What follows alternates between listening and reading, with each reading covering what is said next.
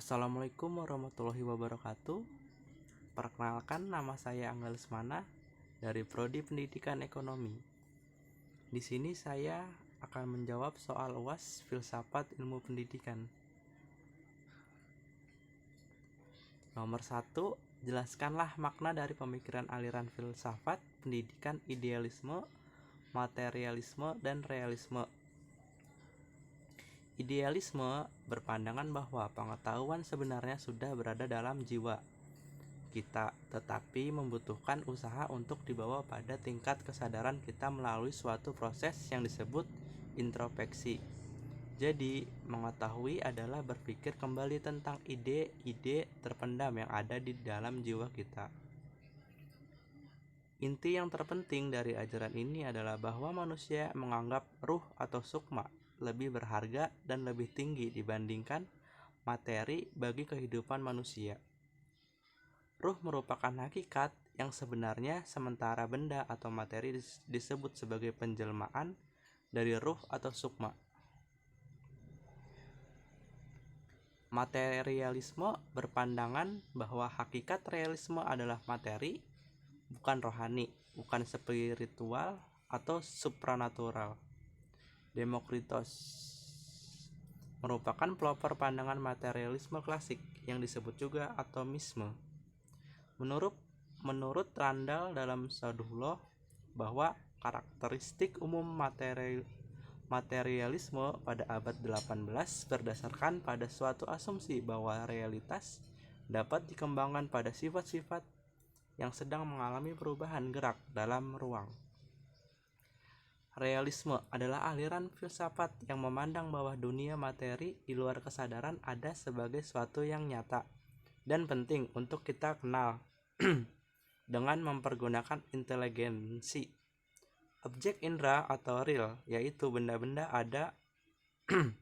adanya itu terlepas dari kenyataan bahwa benda itu kita ketahui atau kita persepsikan atau ada hubungannya dengan pikiran kita. Menurut realisme, hakikat kebenaran itu berada pada kenyataan alam ini, bukan pada ide atau jiwa.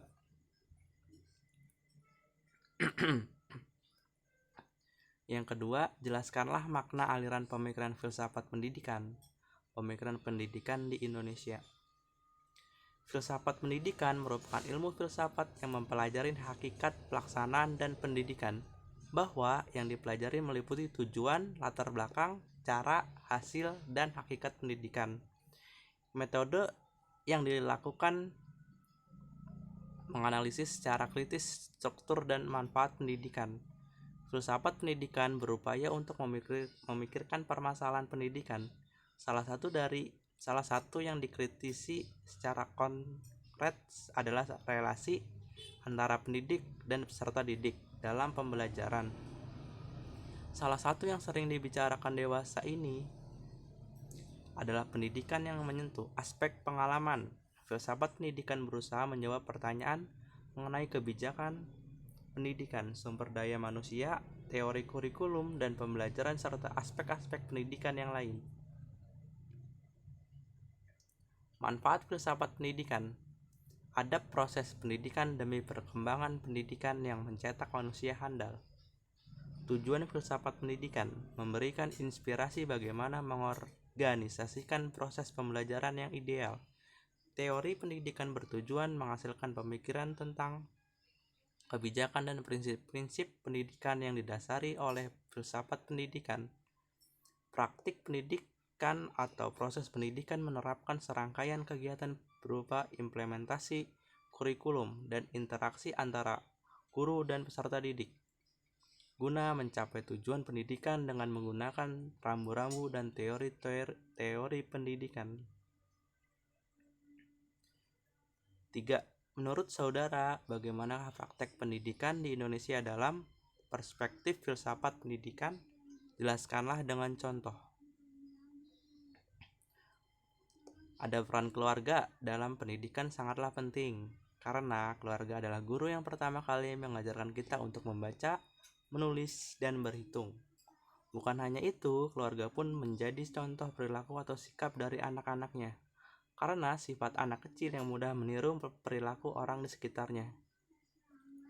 Masyarakat pun juga harus mendukung dengan berkata dan berperilaku sopan ketika di depan anak-anak.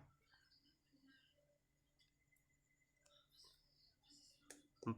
Jelaskanlah maksud dari makna peningkatan kesempatan dan mutu pendidikan yang adil bagi setiap warga negara.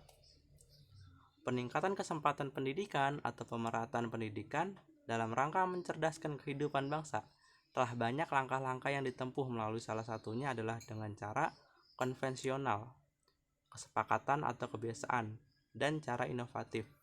Sedangkan peningkatan mutu pendidikan dalam garis besarnya meliputi hal-hal yang bersifat fisik dan perangkat lunak, personalia, dan manajemen.